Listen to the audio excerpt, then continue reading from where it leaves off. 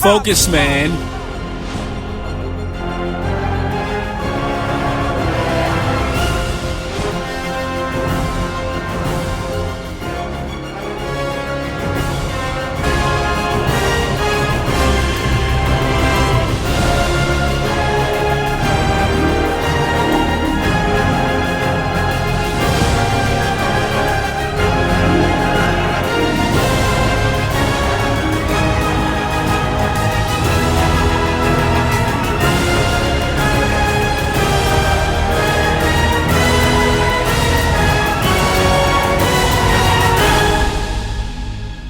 What's happening, everybody?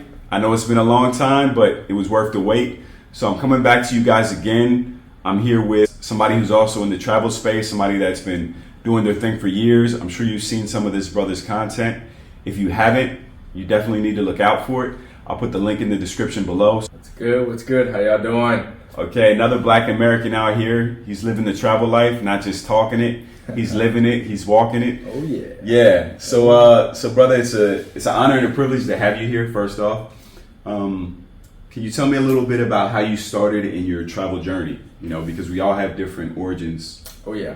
So me personally, first time I went outside the U.S., I was, I think, 14 years old. Went to London as the first trip. And when I got there, it just completely blew my mind, right? Of course, you see a lot of movies of London and kind of how things are, but once you actually step foot and just see the sheer difference of another country, it just kind of made me want to see more. So after that trip, when I returned back to the States, I said, one day I want to either live outside of the US or do anything to where I can get more of that experience. So once I turned 21, I decided to move to Scotland. And throughout my time in Scotland, I pretty much just hit Europe extremely hard. Like I traveled as far as Ukraine, Wow. just kind of opened my eyes to like that whole Eastern Europe block, right? You know, we're kind of told certain things when we're younger, how Eastern Europe is. It's going to be racist, it's going to be that, it's going to be that. Yeah. And just kind of just blew all those kind of narratives out the water. And obviously, with traveling and getting these experiences, you start looking back at your own country in certain ways. A lot of those ways are positive. Sometimes, like as an American, we hear a lot of negativity. And we kind of think those are true, but sometimes you leave the country and you kind of appreciate some things back home. So I would say it's a mixture of pros and cons, but overall it's addicting. Like once you get that experience, I'm sure all you guys who traveled before know that it's addicting once you see how different things can be. So that's a great answer, man. Very succinct. You put everything together. Lots of parts to that. So you said you first started in Western Europe, correct? You Yep. started in the UK. Exactly. Okay. So what were the biggest differences you noticed from how you were perceived as a Black American in, United Kingdom, Ireland, Scotland, this side of things versus the Eastern side, that whole scary block, the one they warn us about? What were the major differences? To be honest, I would say there's no difference on the way I was treated. Obviously, you might get more looks in the Eastern Bloc versus the UK, but in terms of how people treated me, there was no difference. Okay, that's good. So it was consistently positive. There weren't a lot of negative experiences that you had navigating both parts of Europe, West and East. 100%. Obviously, the culture's different in terms of how they go about their day, but I would say in Ukraine, they're treating me the same way as they're treating another Ukrainian, and the same thing in the UK. That's good. And how does that contrast with the States? Because, in the States, we don't always get the best treatment, and maybe that's not even a reflection of you. It could be other people who happen to share our same hue, there might be that negative connotation. So me personally in the States, I don't feel like I'm treated any differently. I feel that I feel like a lot of things are narratives versus reality. Obviously, there's racism in the U.S., but there's racism everywhere. I personally think the U.S. is the least racist country on our entire planet. So in that sense, I don't think I'm treated any differently. I think the U.S. culture is fundamentally different in the way we treat people in general. U.S. is all about money, right? It's about money. What can you produce? So if you can produce in the U.S., you're going to be treated well. So I don't feel like I'm treated any differently in the U.S. versus any other place in the country. I mean, around the world in general. Okay, so I see, where you're coming from. So you're saying the States is more capitalist than it is anything else. So it's capitalist above all, Exactly. And then you have other tiers that come below that. Exactly. I follow that. So the U.S. is like, if you're useless, you're going to get treated like, if you're a thug, you're going to get treated like a thug. But if you're a good doctor, you're a good lawyer, you're good at XYZ, you're going to be treated with respect. So that's kind of how I see it. I don't think it's based off of your complexion, whereas in a lot of these places in Europe, it's based off of your complexion. Are you French? Are you German? Are you XYZ? You're not going to come in as a foreigner and become president of France or Germany or Belarus or Poland. But in the U.S., you can, right? In the U.S., like I was just listening to Pat Bet-David yesterday. Mm-hmm. He is now a minority owner of the Yankees, and he's originally from Iran. Mm-hmm. What other country in this planet could somebody come from? Like, Iran's technically an adversary of the U.S., and now he is a minority owner of one of the most powerful sports organizations on the planet. Mm-hmm. There's no other country you can do that. So I personally believe that the U.S. has a lot of great things. Yes, there's negativity, but things get highlighted in the U.S. versus other places across the world. Okay, that's very interesting commentary from you.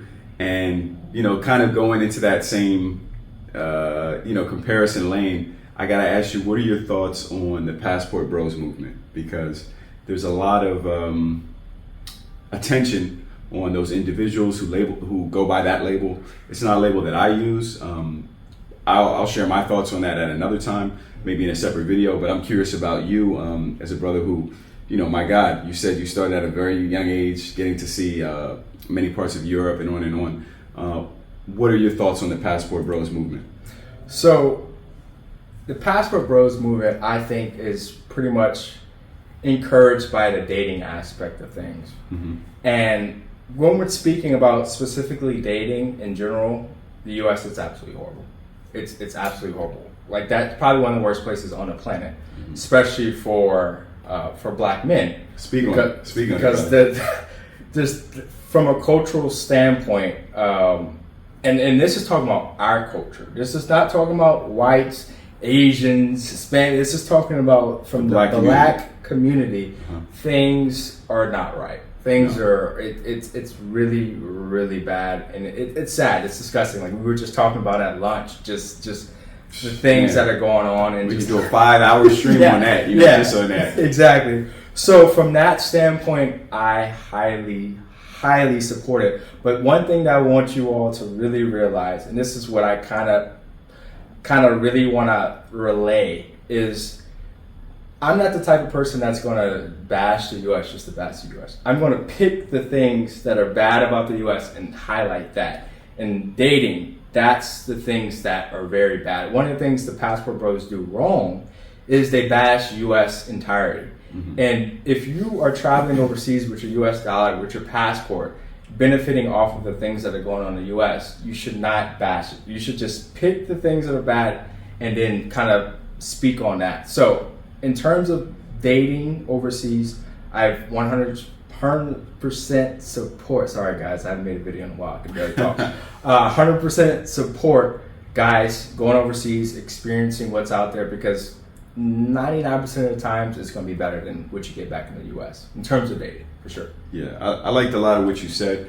You're more or less saying that don't throw out the baby with the bathwater when you're, discarding the things for the U.S. that don't serve your life. But don't also ignore the good things, the things that you're able to benefit from. And I can appreciate that viewpoint. And I just lost my train of thought. It's been a while for me too with my videos. So, y'all gotta forgive me. It'll come back, man. It's like riding a bike. Exactly. But yeah, overall, like you said, now, so it just came back to me. So what you want to do, or one phrase that I've heard that really resonated with me over the internet is go where you're treated best. Mm-hmm. And that's a very personal thing, I agree. One gentleman may be treated best in China. Another guy, he may find his niche in Mexico. it's not going to be the same for everyone across the board. Don't just get stuck into this box that, my cousin is in Colombia, he's doing well, I got to go to Colombia. That's the place, that's heaven on earth, that's Shangri-La. When it may not line up with your interests, it may not line up with your skill set or with your goals. So I think you should take a very personal approach, and that might be something that you might need a consultation with, because like I said, there's no tailor-made solution for every person because we're all very different. So I would advise you to not just go off what the crowd is doing, also seek out expert advice, people that have been there, people that have experience.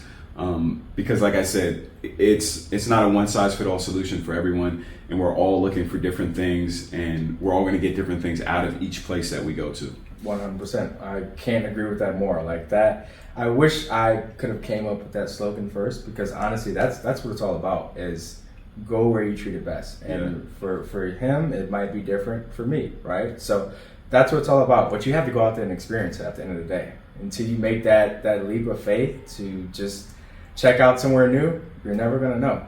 But I think that is the most fundamental thing, I think, for the Black society as a whole. Like, I truly think if we could go into like the hood and get these guys out from the environment and like send them across the ocean and let them experience something else, they will come back a completely different person. So I honestly believe that getting out, seeing the world, seeing what's out there it's powerful. It's extremely powerful, because at the end of the day, I think one of the things that are going wrong for our community is that family, that nuclear family, and the culture that's been created in the U.S. It doesn't allow that, essentially, right? It's kind of frowned upon, in kind of in an underlying way. But yeah, man, what Jay said is I highly support it, man. It's the truth, man. It's true. Yeah. And another piece is, as he said, if you can get some of these elements out of the environments that they grew up in and get them to be exposed to other things, you're going to have a different outlook and a different mentality. Mm-hmm. And the earlier, the younger that you can do that, the better. Don't wait. Don't say, I'm going to do it in 5 years. Don't say, I'm going to do it in 3 years.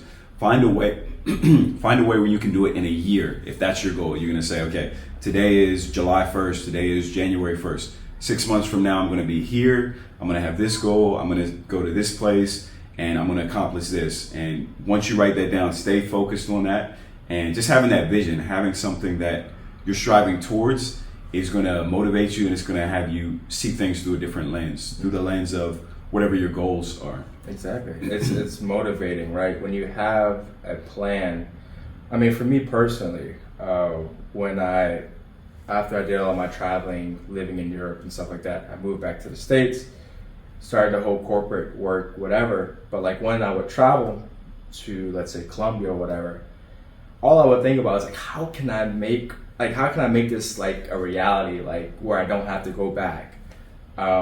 And that was probably the biggest motivating factor for me to be able to start making money online, is so I can have the freedom to experience this like nonstop, right? There you go. You just heard it. Yeah. So yeah, that perfect example. Use that as a motivator, and I feel like these kids in the hood, right? If you show them how they can get treated in Brazil or Colombia or Eastern Europe in general, I'm sure they would come back motivated to get their head right and get out of the situations that they're in.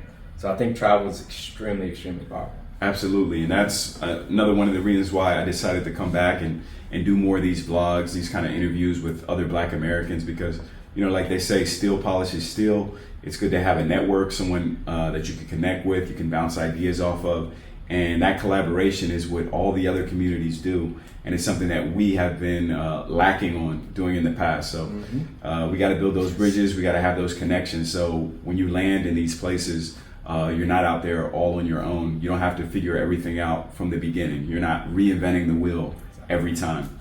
100%. I think that's the hardest thing for us Black, I say the Black community in general, is there's not really a community.